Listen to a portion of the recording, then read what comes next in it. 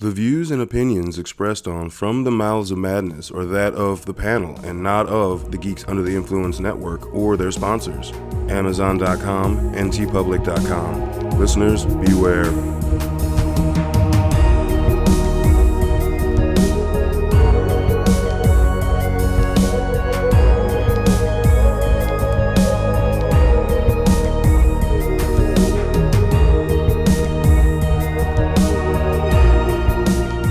Coming straight from the Mouths of Madness. I am one of the hosts, Lowdown. With me, as always, is F.U. Hunter. What's up? I don't know. Saucer fucking bitches. I don't know. But it's not even a saucer. Yeah. It's like this weird flying jellyfish. Yeah, jellyfish bitches. It looked like a fucking jellyfish. How about chip attack bitches? What? Chimp attack. Oh, chimp attack. Yeah. It sounded like you said chip attack. Yeah, that too. I mean, yeah. Chimp attack. Chimp attack. What was the name of that show? God damn it! I can't remember. That was brutal. That was a brutal fucking beatdown. Fucking tiny little fucking chimp was just like crushing skulls. Yeah. Yeah. Yeah, that was strong little fuckers. Yeah. Yeah. All right. So tonight on the chopping block, we're going to be talking about the latest from Jordan Peele, his film Nope, which is an acronym, but he left the periods out. Yeah. And I forget what the fucking acronym stands for.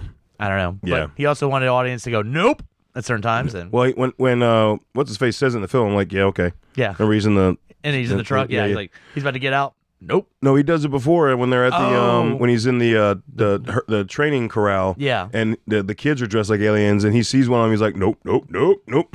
He just backs up. I'm just gonna throw this out there. In my opinion, the most intense scene was that goddamn chimp scene. Yeah. I mean, there's some moments, but yeah, I don't know. For me, that was. It's weird to say that in this movie about quote quote, aliens, stuff like that, the most intense scene is the chimp on the set of a sitcom. Yeah, and I mean that was loosely based off of a real life event. There was a chimp that lost his shit. Oh yeah, and had an owner for years, and just all of a sudden was like, yeah, I all of a sudden hate the shit out of you, and I'm going to rip off his fucking nose, his face, ears, all that shit. By the way, that was one of the scariest prosthetics in the film. Was that survivor chick? Yeah. With her fucking face. Yeah. Just saying. That looked pretty rough. So I would say that's one of the scariest spoilers, I guess, too, by the way, before I keep going. Spoilers. Yeah. Anyway, it just came out in theaters. That's whatever. Was when it was over the house. Yeah. That was like the scariest part of the movie to me. You mean when it was doing a Slayer song? It just yeah. It just vomited body parts and blood everywhere, just raining blood. It was all like leftovers. There was body parts in there too. It was fucking gross. You hear the rain first, right? You hear the rain, and you look at the windows, and then you start hearing whatever motherfuckers had in their pockets. Yeah. I mean, it's fucking. And it was crazy at the beginning, which in my opinion they killed off the greatest star in the film right out the gate. Which is a damn shame. Oh, man. I know, right? I got excited, and I was like, wait a second. I don't remember seeing him much in the trailers. Oh, fuck. He's gone. Yeah, and he's gone. Was it a nickel? Yeah, it was a nickel. A fucking nickel to the eye. Back of the head, yeah. Oh, no, I think he looked up, and that's why he died, is that it went right through his eye. That's right. So the softest part of your fucking head is right where it came down. Now, it would have done some damage, but it probably wouldn't have killed him, but that's like a fucking bullet. Right through the eye, yeah. And that was from a fucking airplane. So I was like, is it? I thought that they said it was from an airplane. Okay. Losing something, like I guess had a discharge or whatever overhead, but it makes more sense if it's the alien. That's what I'm saying. Is that they just kind of guessed? Yeah, at it. Yeah. Because we see later on that, I guess pretty much it vomits everything. It spits out the not yummy parts. Yeah. Yeah. Now, one cool thing is they showed that first, person on screen to ride a horse was a black man. They showed that little clip. Yeah. Opening the film, and then you just see like the main character like not feeling this shit at all. Yeah. He's like not into this, doing this fucking TV commercial ad shit. He's like, no. Like I'm back at the farm. Yeah. Plus the dad had just died. So you're dealing with that too, right? Well, and I don't feel like he was passionate helping out with the family business, but didn't want to be the salesperson for the family business. Yeah. Which, he's like, yeah, I'm from, and Mm-hmm. I got a horse here. And then the sister's like, hold on. Yeah. Now, And she not only sells their ranch and all their Hollywood horses, but also she inserts a little bit about herself too. Like just that, like, I'm going to sell you on using our horses, and maybe if you have a bit part for me, I'm a, what's up? Now, I will aspiring say, actress. the sister annoyed me the entire time in the fucking movie. Like, the entire time. She annoyed me at the beginning a little bit. She calmed down, in my opinion, a little bit, and almost that, like, fuck you attitude towards this, thing in the sky. I appreciate that when you get to mid to last part of the movie. Okay, like I will give it the very last part, but that's it. I know Like, I give her the very last part. There's a lot of annoyance going on. Oh my god! I'm like, shut up, seriously. And then the fucking tech guy annoyed me too. Yeah, Like up until again, when he's on the fucking tent cover with the dude from The Crow, fucking filming that You're already shit, dude. Like I was like, I know that fucking voice from The Crow. Or are you talking about Loxley or what's his name's brother from Prince of the Thieves? Oh yeah, he was also. I know. He was also Prince there's of like Thieves, the two main roles I think. The one that when I heard his voice, I was like, I fucking know that voice. What came to my mind was I watched The Crow. When I was younger, I watched Robin Hood until The Crow came out, and then I watched The Crow. So I remember him as the villain from The Crow. I didn't use a spoon. Well, that was. Well, that's what he says right when he kills his brother. Oh, like, yeah. Because a little bit earlier, because he's like, I'll cut you out with a spoon. He's like, why, brother? Why a spoon? Because it'll hurt more. It'll hurt more. Yeah. That was Alan So Rickman, that guy. It was But yeah, so it's Prince of Thieves, and then everybody remembers him as the main bad head guy. Villain in The Crow. Yeah. So this movie does a good job of build up. I'll give it that. Like it's that slow. Like, and then they start pointing out things. Like, obviously you can see it. And then he's like, I get cameras, and then you start realizing that with the cameras, there's a cloud that never fucking moves. Yeah, and which like, I thought was weird. pretty cool. It's fucking cool. There's some cool tricks here, and I hate to compare it to this, and it's weird because it's Jordan Peele's third movie, and the third movie of, I'm gonna say it, and I don't want you to get angry, that remind me in some parts of goddamn M. Night Shyamalan's, Signs, and that at some point, I'm not going to show you stuff and just have you look and wait and just use that kind of intensity. Mm-hmm. I appreciate that. Obviously, the ends of Signs fucking shits the bed, but up till that point, there's a lot of waiting. I've never not said that movie was great until the ending. Yeah, and it that's was the way great. I feel about this. But again, as we talked about on our last Killer Phil, the ending is what can destroy a movie, and that ending was fucking horrible. Yeah.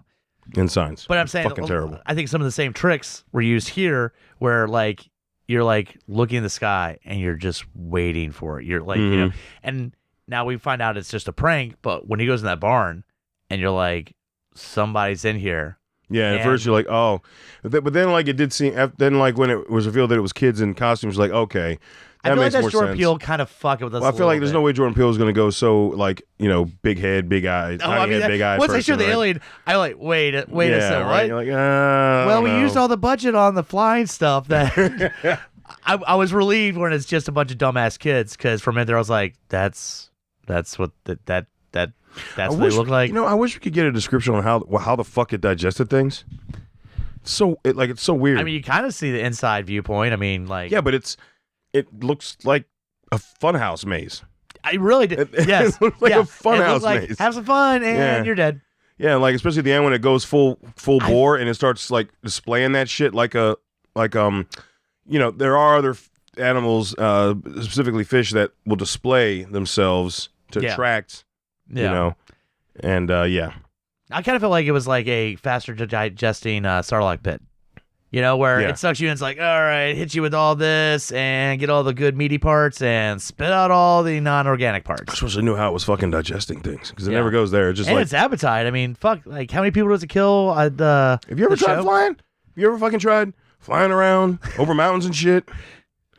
I'm sure you burn calories. It seemed to be you like, burn fucking calories. horse tides me over. Then it's like, oh fuck, like I don't know, what, 40, 50 people? How many people were in that crowd? Oh, God, a ton. I'm just saying. And then, like, or is it kind of like, binge and purge where then it gets over the house? It's like, I got to get some of this shit out. And weigh me down. I ate more than, my eyes are bigger than my stomach. Including that fucking fake horse you gave me, you cocksuckers. Yep. Your fucking little tassel hanging. Which is so awesome. Yeah, But after a while, it's like, now we got you, bitch.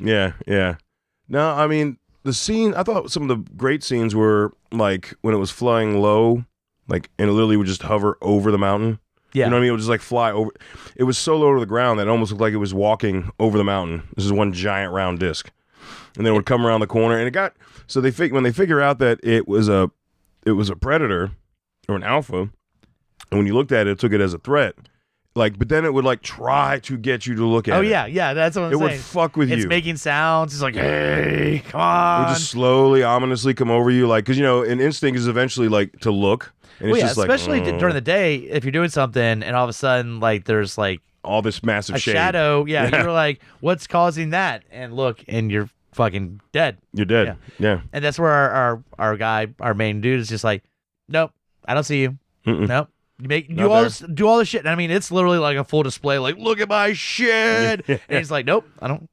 He literally says, nope, not gonna do it. Nope, not gonna do it. Not gonna do it. And then, even like when he's running back before he hits the shed covering and jumps off the horse, the motherfucker does like a fucking wheelie and turns sideways. Yeah, and is flying next to him like, look at me.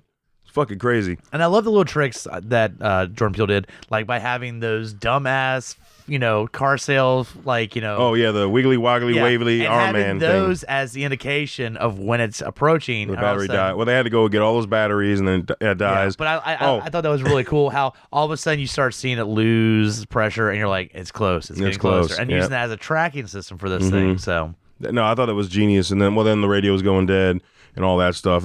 And I thought that was really, really smart. And the camera's dying, all that shit. Now, what's funny is the dude from The Crow using that crank camera. Yeah.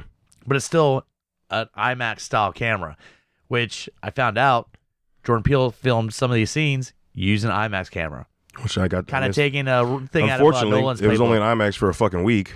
So I missed it in IMAX. Yeah. That's where I wanted to see it. The sound of that fucking saucer, I bet the bass would have been shaking your balls in IMAX, dude. Yeah. Like that would have been awesome. Oh, dude, the again back to the house, the raining blood, and that scene, yeah, I was like, because not just that, but just like the screams. Because you think about that, like when I watched it, just the surround sound in the theater, like it was hitting all the speakers, and it sounded like someone screaming over in your right corner, someone screaming in your left. How are they back still and forth. alive? Well, I think that's the last bits of them, like the last final screams, and then you almost wonder if it was saving the screams, and then instead of doing its regular sound, pushing out all of this vocal, it just absorbed. But then later on in the film, it would happen like right away. Yeah, like once it was like so. At Maybe first, it's was he saving it to be? That's the thing is that we had. I mean, this creature is new to this area, so I'm guessing it's new to eating horses, new to eating humans, or so maybe as it's picking up this, it's developing more. So like, oh, now I ate a person, I can use a scream. So cool, I got a new scream. Check out my collection of screams. But then I felt like it wouldn't scream again until it ate another person. Right. Like that was it. It was like one and done scream. Yeah. But you're right. Like when he was over the house, there was so many screams. But you remember, it just came from eating all those people. Plus, here's the thing: is that like, you try to get people's attention. Someone screaming might also be a good tactic to make someone, I don't know, turn around and look at the screaming near you. So that is very true. That is very true. But that I do like the asshole dude from what was it in the reporter that shows up on the motorcycle. TMZ? Yeah, with that fucking electric bike and that like just fucking. I like how they're waiting though. They're waiting. They're like, watch this, it's about to lose power. He's driving and just all of a sudden power gone. He gets thrown. Like, oh, he's dead. There's and no of course way. He's the guy's like, hey, help me out, help me out. Like it's gonna explode. Where's my camera? Oh God, like, where's my camera? Yeah, and like, hey, fucko, leave. You're about to die. Mm-hmm. Nope. And then he's just like, no, he's dead. He's dead. And then he starts screaming. He's like, help me! And like, oh fuck. And of course they go to help him, and dude's like, hey man, I'm gonna help you out here. Don't look up. Yeah. Stop looking up. He's like, where's my camera? Please tell me I got that. I'm like, dude, how hard up are you at TMZ to like You're literally your body's broken. Well, you're worried about. You do have this random disappearance of like, this child star who has his own like ranch. An entire and all the amusement people, park. Yeah. Well, not only that, but from what it looked like, this was like his first, like, this was like the testing out of that. So like the girl that obviously was attacked by the chimp, all the people there I think are friends and family. So probably some people that might be known in Hollywood are at this thing. So, I'm just saying, like, if we found out, the Emmys, that everybody that was at the Emmys disappeared, you might be like, maybe we should someone go investigate that shit. You know what? If I had a themed amusement park, and I was the owner, and then I happened to come across this flying saucer that sucked up a cow. You mean a horse? A horse. Yeah. Yes, a horse. Sorry. I would not immediately think that, wow, I'm going to use this as a sideshow. And it's going to be like, fuck that. It's going to be the main fucking attraction because you know what we are that are compared to horses? Fucking mammals. Yeah. Like, I'm not, why would it stop at horses when I have a buffet of fucking 80 people? Well, I also think, though, they're, lesson learned a little too late. Like, oh, this thing likes horses, not knowing, oh, this thing likes like flesh and blood, mammals. Yeah. Like, I'll just display all of these delicious mammals set up perfectly for you to come in and just gobble up. Like, look, we cried it all around. We're all together. Look at this. It's great. Yeah. See, for me, my favorite parts in the movie. And he shows up during feeding time. That's the other thing. He's like, all right, this is when it shows up, which means this is when this fucking thing is hungry as shit. Yeah. It's just sitting in a cloud all day. I'm coming down, guys. It's like, I can imagine, like, can there be a spoof for the Family Guy? And it comes down, it's like, hey, I want to eat you. Yeah. I'm going to gobble you up. You look so good. Because that would be priceless. Michael Wincott. Sorry, it's been bothering me. The dude from The Crow. Yeah, Michael Wincott. And he's been in other stuff. But he has. But that was definitely the surprise. I was not expecting when he showed up. Like when he heard his voice at the beginning behind the chair, you couldn't really see him. I'm like, man, I know that fucking voice. There's like only one dude that has a voice like that, deep and gruff. And that's what I'm saying. And there's that, but that's skinny. Like that's like smaller. And then when they showed him, when they called him, I'm like, wait a minute, I know that fucker. And that's the thing. It took a second. And he's like, I know that guy. My favorite parts of the film were really those, like, getting close, but then panning away to whichever character it was doing. Like, for instance, when the son shows up at the abandoned amusement park at this point, and it comes back, and then it like charges his ass, but he gets under the entrance for the horses. Yeah. So he's like blocked.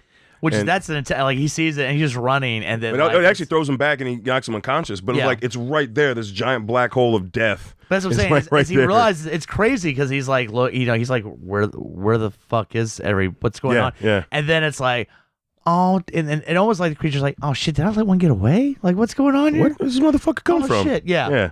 But it came in like that's the first time I think we'd seen it be aggressive. Yeah. Where it was like, shunk, and then like, what was playing on the radio that when he finally gets to his house and then the radio's dying? Oh, I wear my sunglasses at night, which turned it into the creepiest version. Where it's like, I wear my yeah. I was like, well, that's a new way of making that creepy. Yeah. But so after that, like, that's when they went into town to get this escape. No. That was earlier when. That was earlier. Yeah, when they pretty much, they're like, shit's going on because they had that experience at night. And that's what it was. He woke up and it was raining from that, and that's when he went home and then stopped and was like, and then the horse came down on the fucking on the truck. Yep. And then when we finally, it was almost like he saw like the edge of the gray when he looked out and was like, nope, and closed the door. Which is pretty cool. Yeah. They pan out. And but then when he sees it over the house, so that is such an epically creepy fucking scene. Yeah, because this living organ. So like I said, you realize once it starts eating things that it's living, but it's like at first you think it's just. But it's also acting like a cloud. Yeah, like, where you've been that at one time where there's just a random dark rain cloud and it just rains on the fuck on you, and you drive like a mile away and it's like no sunny days. So it's like I'm like a angry cloud just spitting out shit and raining blood all over just his house. And I mean it's just the house. Yeah. I love the next day when it leaves and the house just is a red house. Just this covered. red. Yeah. It's so gross. Imagine the smell. Oh God. Yeah. Right, like it's like right, wide open plains, sun beating on And it. that's when Michael Wincock shows up the next day. He was like, all right, I'm gonna try, and like looks at the house and just like, the fuck, there must be something going on. Here. I think I'm in the right place. Yeah. Now I don't understand why his character wanted to get the smaller one and attract it towards him and say, so we're not meant to see greatness, and then get sucked up. That didn't really make anything. Did it make sense to you? I think he was just getting frustrated, and he's just like, But he caught it. yeah. Well, he caught it, but I think he wanted that. I think he was kind of done with this mortal coil, and he's like, I want to get the ultimate footage, which is That no one ever see. he doesn't care. To him, either he catches it and it goes down in history as like the most intense footage you've ever seen, or you fucking die trying. Yeah. I think like that was one of the things. He's like, fuck it, I've had a good life. Either I get the most badass shit ever, or I die trying. Fair. Because I mean, why would you do he that? caught so much good shit with. Yeah. I mean, he caught the whole thing with it chasing dude, man. It's getting up beside him. But he sees how it's eating people, and he's like you can tell that's what I want. I want that footage. I want to be right there. He wants to be like, right before you get devoured, or right before he's devoured. It's just goddamn, dude. You It's had weird. the footage, man. You can tell You his had the character, footage. he just doesn't give a fuck. I mean. Yeah, Like, you can tell you get he's that. burnt out before he even goes up. He's like, what the fuck do you want? Like, Yeah. he's just like, so like, I'm done with so much of this shit. No, and I get that. I mean, I mean, his character like literally bleeds. He's like bleeding that the entire movie. Mm-hmm. It's just like damn it. And I've seen it since then. I've seen it twice, and it's just like, man, still that fucking scene. It's like you had it. Although the scene I appreciate even more watching it the second time was really figuring out that they did hurt it. Like it eating that horse it didn't just piss it off because it wasn't food. It's like that hurt it. Yeah. And then also Like, when he what fit is this plastic non-organic fucking horn shit? just fucking shoved up in my ass, Yeah. in my mouth, ass, whatever, because it like shits and eats from the same hole. Yeah. So it's like the mouth ass. I don't know. I do find it ironic that its demise is pretty much Stephen Yow's dumbass inflatable it thing. looks like a Macy's Day Parade float is what killed And it. it's like, oh shit, that looks like it's gonna be good. It's not a plastic horse. Delicious. And devastation. But I like that that was what was used to get actual, like, everybody up to that point that had gotten actual footage of it. What validity is that going to bring for footage of it? I mean, it's the closest thing you have because it sucking the power didn't affect that camera. No, I get that, but I'm saying like it took a shot up and it was just I mean, at this point, like, your house is covered in human blood and shit. There's enough here. You go, okay, all this. follow the trail. I got a really weird, photo of it, but you can see it above me. All right, like, I mean, that's all you really. I mean, you're right. That's all you got. But all you got. This thing kills power. So to everything. Yeah. No, what I was gonna say was I really dug how when they ate the barbed wire fence, and like that's what helped what's his face get away, the tech guy. Yeah. But you can see like it pissed him off. Yeah, it's like, oh, I don't like this shit. Well, it was right shortly after that where it changed its form. It's also, it almost seems like it's still learning what it can and can't eat. So it's like I'll suck up everything. That wasn't. I just assumed that was like the final straw because after that scene is when it changed its form and started going after the sister. Like where it's fucking pissed. Yeah, it's like puffed out. Like you're saying, like it's like a fucking jellyfish, dude. Yeah, it looks like a fucking jellyfish. Look at my shit. See, I am curious because I only have seen it that one time though. Like, what was watching it that second time? Was it? Did you have much more? Was because you watch that movie, a movie like that a second time, you already know the beats. Did you enjoy it more, or is it about kind of the same? I enjoyed it more. I found myself focusing more on that final part, really trying to figure out what the fuck it was. Yeah, like I get it's an alien, but we've all seen that. We've all seen different versions of this thing. It's almost like this is like his more violent version of the abyss. Remember the creature in the abyss? Like it's like, which is the perfect example. I was gonna say is that we just assume, it's got to be from another, extra. Yeah. No, it could just have always been dormant and whatever the developed. fuck. Yeah. Yeah. So it's like, what is it? I mean, because the first time I watched it, I was very disappointed in the final reveal. Yeah. And like I said, when it blew out, which also made me question why I was so pissed about the flag strand when it's blowing out things that look like fucking flags. Yeah. When it's blowing out the shit from his mouth, it looks like it's coming out in like layers. Yeah.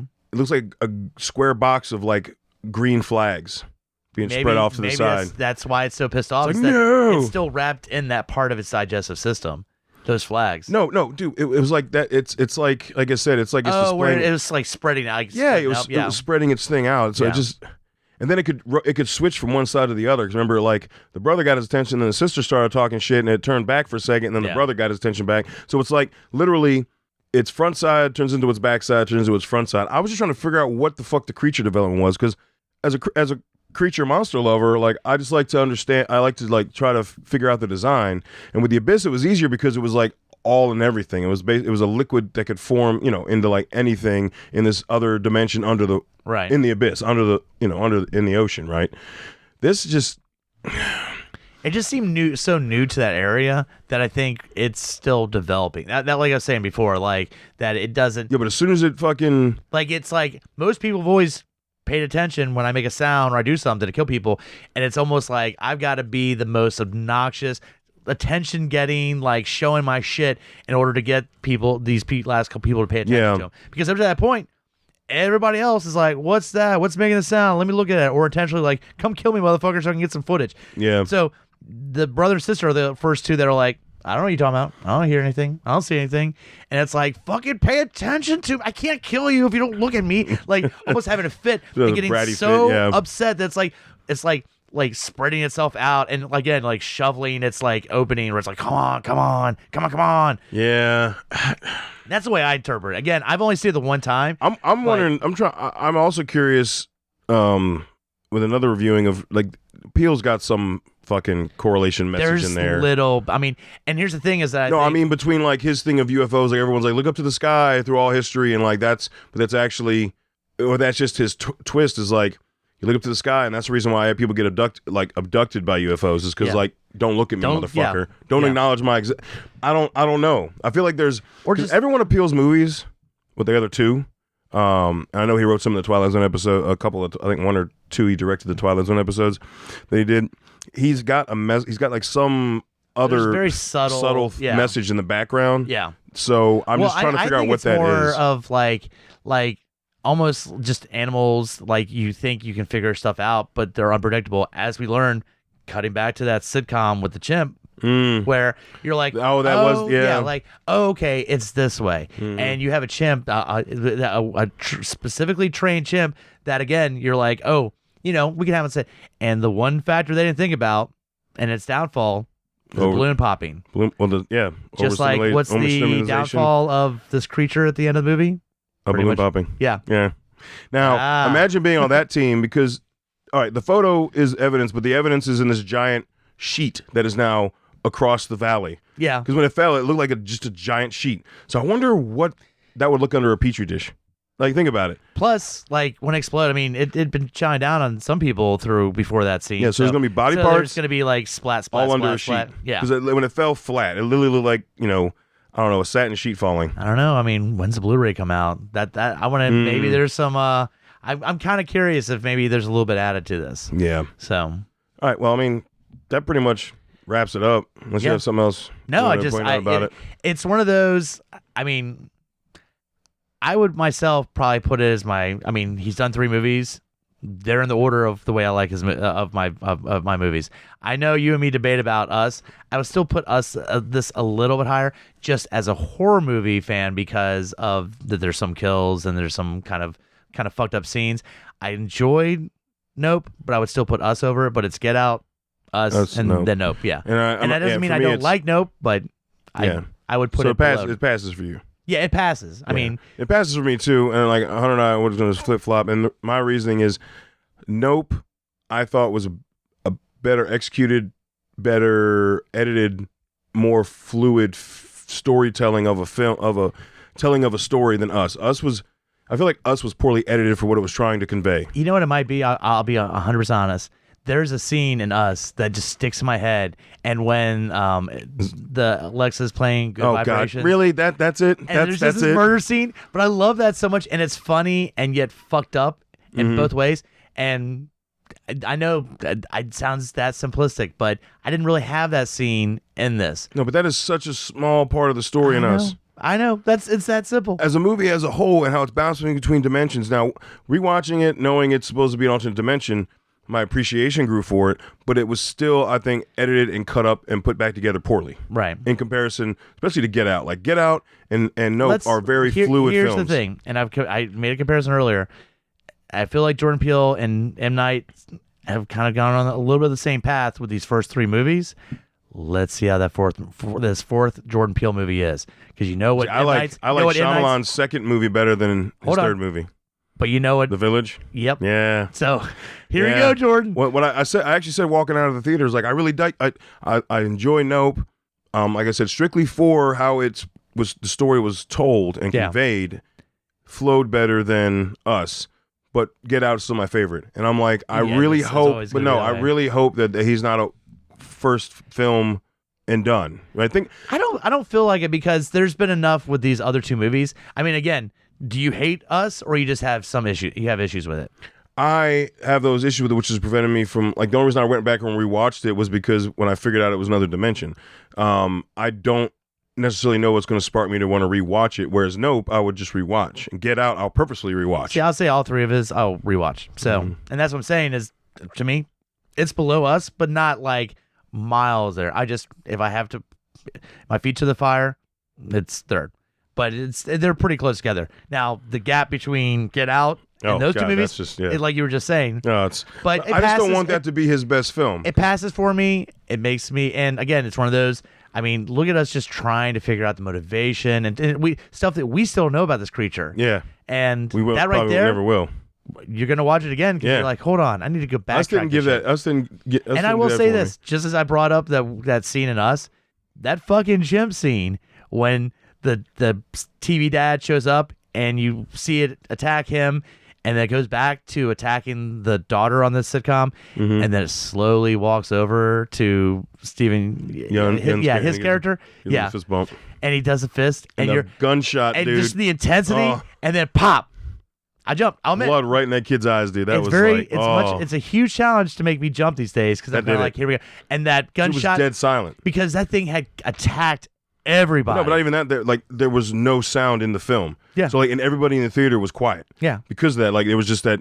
If there had been any intense music playing in the background, that scene wouldn't have been nearly as impactful. But the fact that it was so silent and then that gunshot happened, and they had just bumped fists. That's what I'm saying. That to me, Jordan Peele making that scene so intense. That's why he's the director he is. Because I didn't think I'd run into a scene like that in that movie. No. I mean, I didn't either. That was a surprise. Yeah. But I just want to see him come out with ones, if not potentially beat Get Out. Yeah. You know what I mean? Look how many directors we love. It's so difficult though. Look how many directors we love that the movie that we found them on, it's not their best film. I love John Carpenter and I love Halloween, but I'm not going to say that's his best film. No. It's a thing. Yeah, it's a thing. No, I mean, but it's Halloween for my love of Halloween, but take someone like Wes Craven. I mean, it's got to be, Nightmare on Elm Street. Nightmare on Elm Street. Really? I don't know. Scream pretty much reinvented. Scream's pretty awesome. Resurged the whole genre. So. Yeah, that's what I'm saying. It's just but we're also, I mean, he's still so early in his career. But I have to say, he hasn't done a shit movie. No, he hasn't yet. made a bad movie. And that's the thing that I feel. He hasn't gotten to Ghost of Mars yet.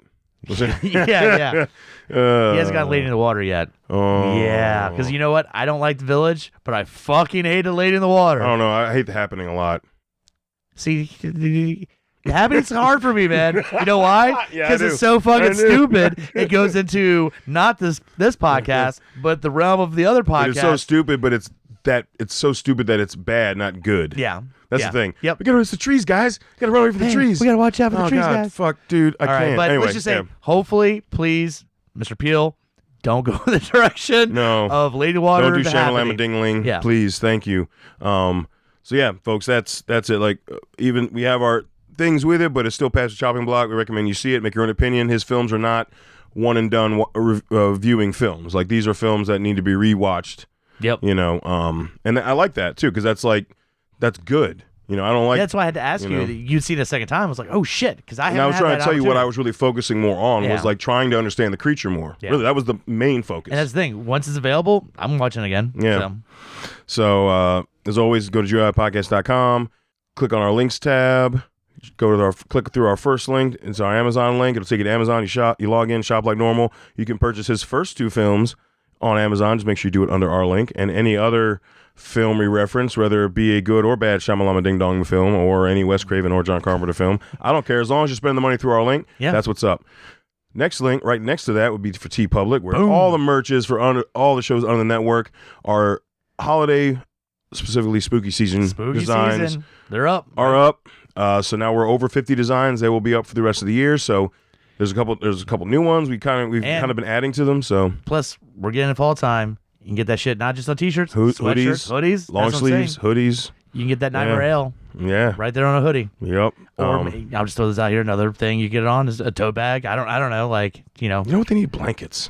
Oh, fuck yeah. Dude, they need blankets. Yeah. We should start reaching out. I know, right? Yeah. Like, you can make a cheap blanket. Yeah. I mean, that'd cost a lot. Get a blanket, put it in the tote bag with a different print. There you go. Yeah. You fucking tote bag. I warned you, man. And while you're on GOIPodcast.com, make sure to check out all the other shows under the network. There's something for everybody. Every show's got their own special niche of nerd and geek culture. And also hit us up at lowdownbrown.gui@gmail.com. Let us know if you've watched this once and you rewatch it and you notice something different, kind of like how I did, where you're focusing more on one thing or than the other. I want some attention. I want tell us what we might have missed, or if you know stuff that we might have missed watching it. Yeah, exactly. Or just hit us up and let us know you watched it for the first time and that you dig it, and where it stands for you in Jordan Peele's films career so far. Because I mean, he's got a couple other things he's working on too. So by the way, look out for the one that's dropping Netflix in October. It's the animated one he's doing. Ooh. It's Key and Peele. All right. I don't know if he's directing it or just producing it. I think he's just producing it. Yeah. But I mean, again, Candyman remake, something he produced. That. Yep. Yeah. So he's attached to it. It looks fucking fun. I would love a new animated horror something. thing. Yeah. We haven't really had like an animated horror. Yeah, they kind of walked away from that stuff. Yeah. So anyway, just fucking check that shit out. And until we talk to you again, embrace the madness.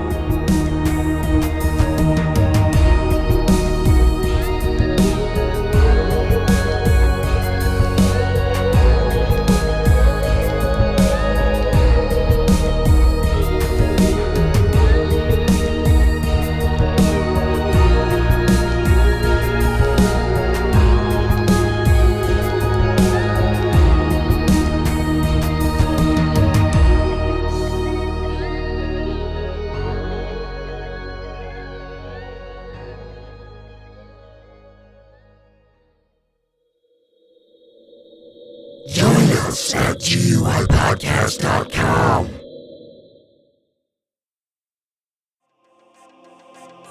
In a world with too many reboots and remakes, two men will stop at nothing to make it even worse. Join Mike the Hobbit and Tondi as they play by their own rules while pitching new takes on some of your favorite and least favorite films and TV shows. What podcast would dare to bring this upon the world? This is Smack My Pitch Up.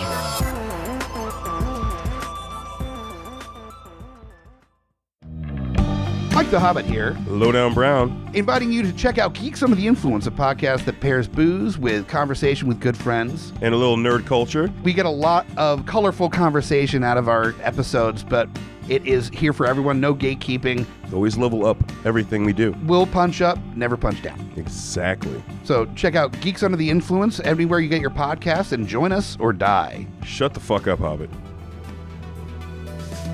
Welcome to GUI Nights. GUI Nights.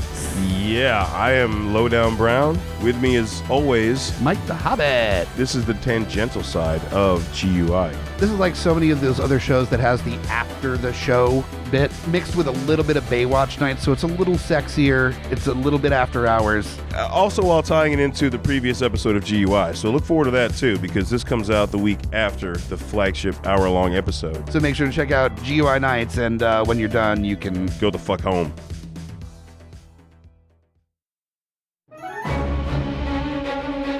Hey guys, Scotty P here with Smash on your left.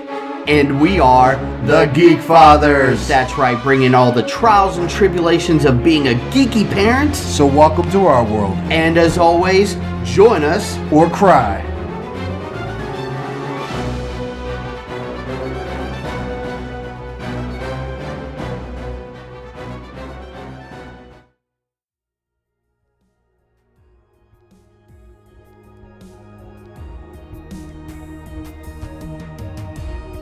Coming straight from the mouths of madness, I'm Lowdown. I'm FU Hunter. Do you love horror? We fucking do. So this is a podcast dedicated to all things in cinematic horror. We're talking movies, television, composers, special effects artists. We're gonna fucking cover it. So if you love horror, Embrace the madness.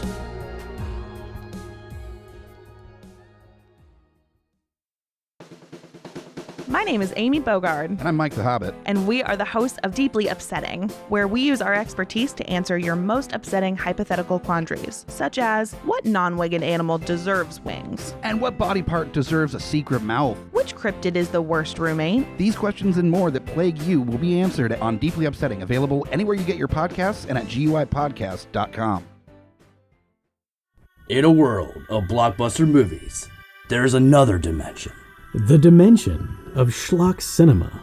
Join us at Beautiful Disasters on a journey into the fringe territory of B-movie abandon. We review the flicks that are forgotten or underappreciated to give them a proper place in the annals of celluloid history. I'm the Groots, FU Hunter. your guides at Beautiful Disasters. Come along with us for a fun ride. May May the schlock be with you.